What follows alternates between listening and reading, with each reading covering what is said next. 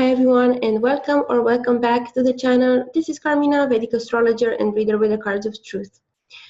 So you probably noticed that I have been quite absent for the past 2 weeks because I've really had so much to work on. I'm working with a colleague on a book on the fundamentals of Vedic astrology in English, and I'm also working by myself on a series of astrology books in my native language, in Romanian. So a lot is happening. Plus I had some consultations.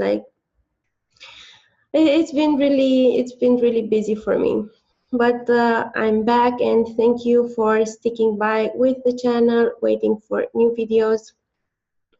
There will be a lot of new videos on the cards and on astrology as well. Actually, it's funny that, last night I got a message on Skype from somebody that I didn't have in my list, who said, I haven't seen a video in a long time. And that was so weird because my clients, I usually have sessions with them on Zoom.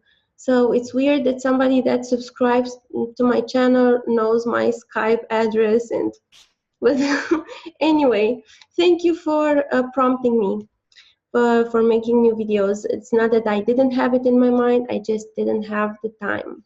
But here I am, here we are. So of course, topic of the day, lunar eclipse, a total lunar eclipse. It's going to be the longest lunar eclipse in about, I don't know, 130 years or something. So it's quite important.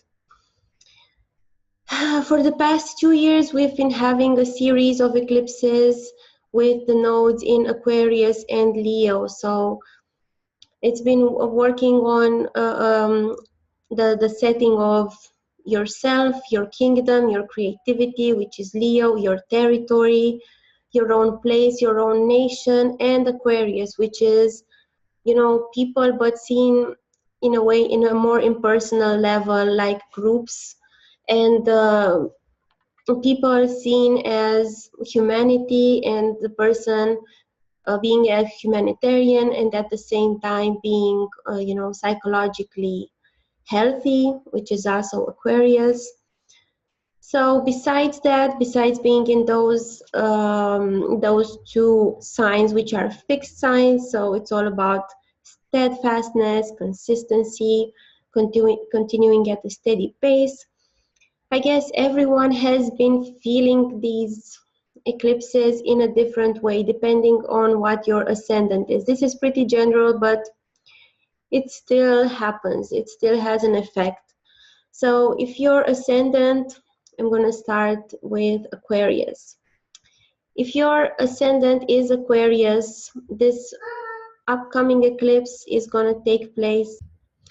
So if you're an Aquarius ascendant, you've been having a lot of relationship stuff happening in the past 2 years, because the eclipses have been touching on the Aquarius-Leo axis. So this is both valid whether you're an Aquarius or a Leo ascendant, but this specific upcoming eclipse that takes place tomorrow, if you're an Aquarius, it's going to happen in your 7th house. So it's going to happen in the house of relationships. And this upcoming eclipse is part of the Soros cycle that Bernadette Brady describes in her book, The Eagle and the Lark.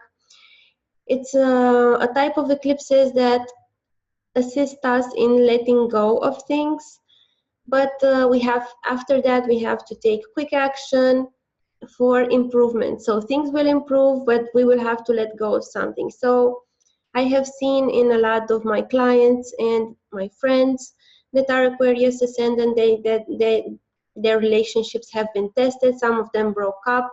Others, went through very significant changes in their relationships.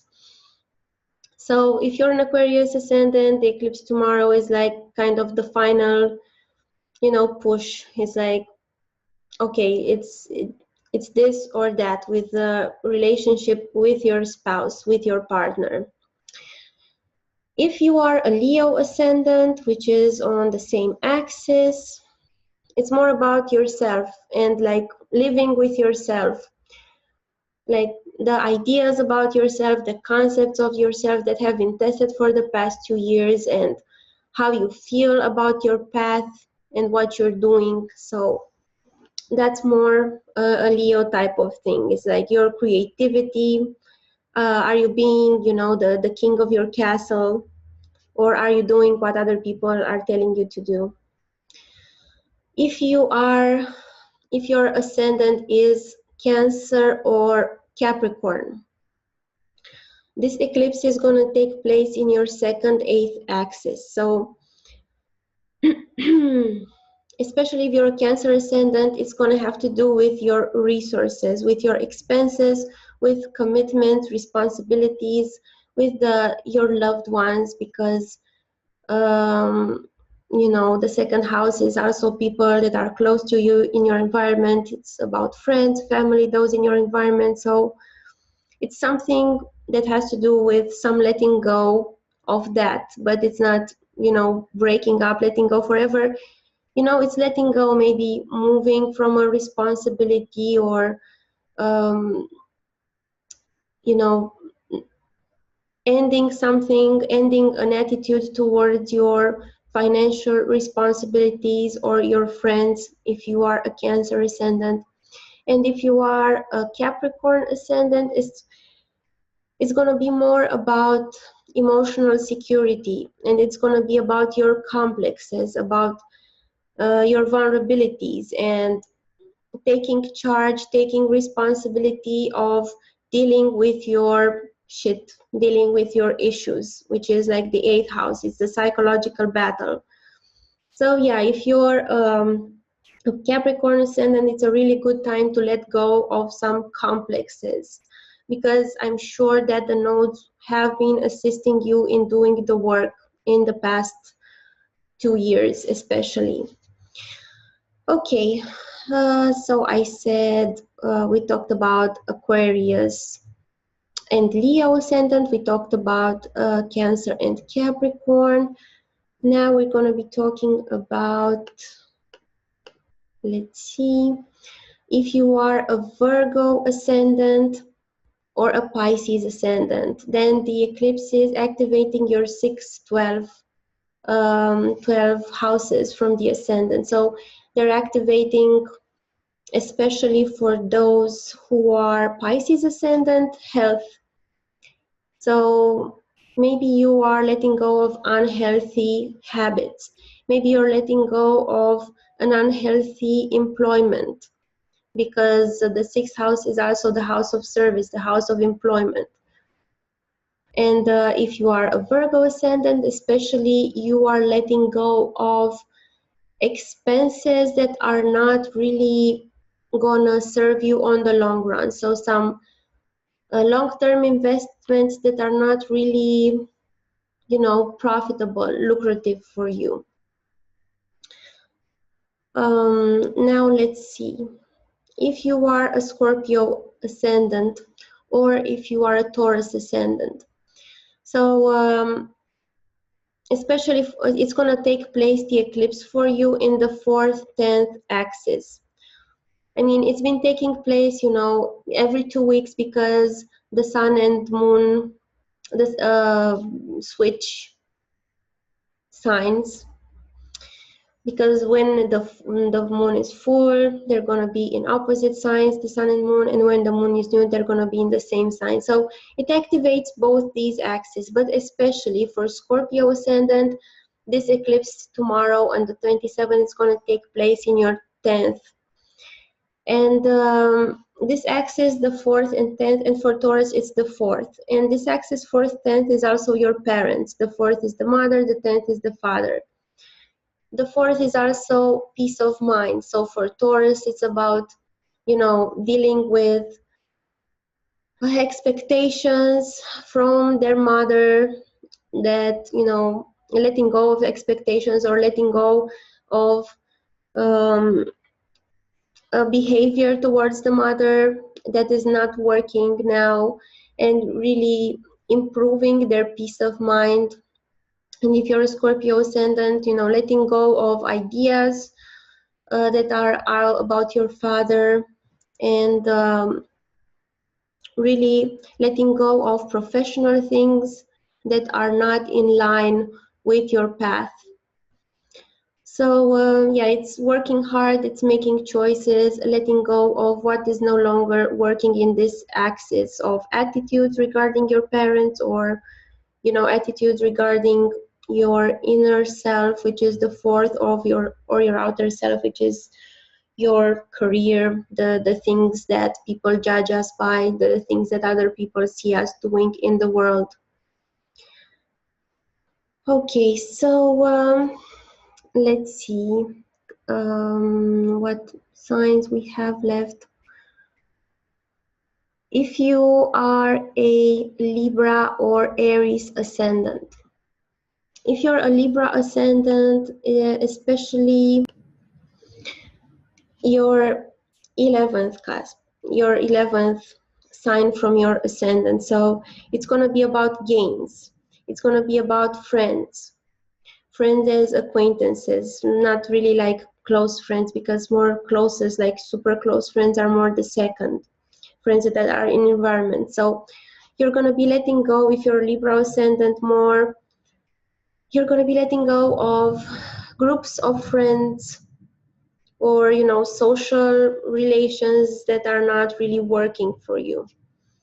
And if you're an Aries ascendant, you're gonna be letting go of, especially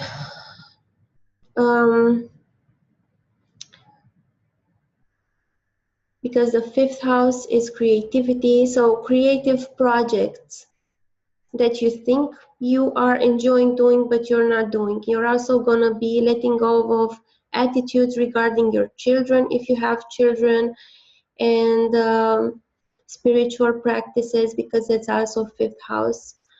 So yes, you're going to be letting go of attitudes and things that are not really helping you on your path, because the fifth is a dharma house. Okay, if you're a Gemini ascendant, or if you're a Sagittarius ascendant, this eclipse will be activating your third and ninth signs from your ascendant. So especially for Gemini, it's going to be about your attitudes towards your brothers, towards your teammates. Maybe there's some friendship that is ending with some of the teammates, your colleagues at work, some competitiveness, some competition, or some education, some technical instruction that you are learning right now, something very technical, or a practical skill that you're learning, but you need to let go of in order to make room for something better. If you are a Sagittarius ascendant, it has to do with the ninth, which is teachers. So, you know, maybe the teachers you have are not really teaching you too much, and you have to change your teacher, or really you have to let go of your teacher and think more independently. If you're a Sagittarius ascendant, you have to let go of the beliefs, the philosophies that you were born with, and maybe explore something new, something that is more suiting and suitable and soothing to your own nature. Okay, so I think we went through all the ascendants. And what can I say? Don't be afraid of eclipses. They're just times when they're really important times. And even if, you know, separation from these things that I talked about, letting go, is always painful, you have to always look at the broader picture. You know, use your Jupiter and look at the bigger picture, because if you let go of an attitude that was painful and was not working, you can embrace a new attitude and evolve and develop in ways that you didn't think were possible. So I'm going to let you with this thought for the eclipse tomorrow. You know, it's good to be introspective during eclipses. it's good to take time off. Maybe if you can try fasting for a few hours. And yeah, just try being introspective and thinking about your path and what the node axis is activating in your chart. Okay, see you guys soon. Bye. Oh, and don't forget to subscribe, give a thumbs up if you want more videos. Check out my website, yourstars.align.com, consultations, classes, articles, everything. Bye.